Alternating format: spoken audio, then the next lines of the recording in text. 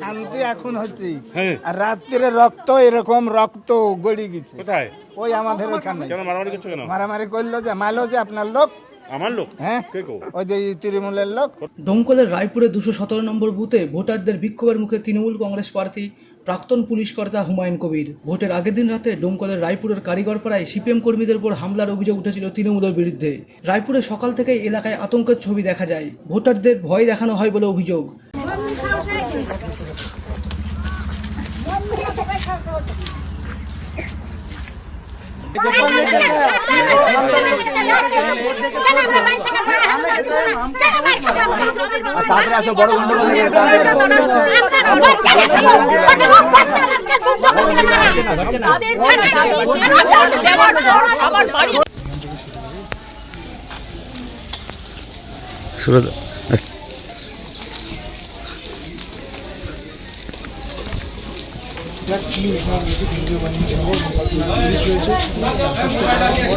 ভোটাররা জানায় ভয় দেখাচ্ছে তৃণমূল কংগ্রেস, নেই নিরাপত্তা। মিডিয়ায় সেই ছবি উঠে আসার পরেই গ্রামে আসে পুলিশ এবং কেন্দ্রীয় বাহিনী।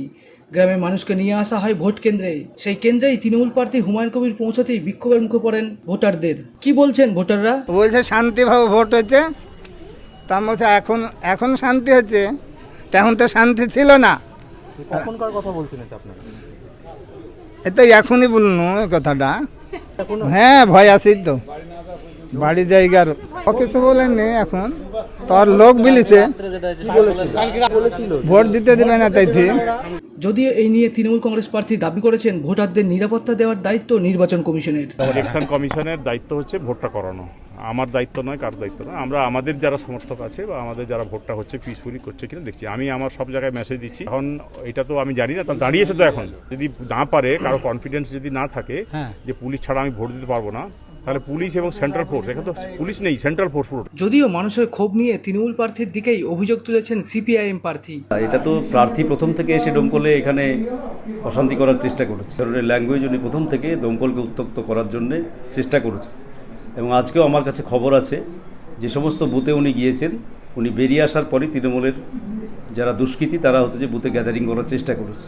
যদিও সেটা আমাদের ছেলেরা বা আমাদের কর্মীরা, ভোটাররা সেটাকে পাত্তা না দিয়ে নিজেরা ভোট দিচ্ছে।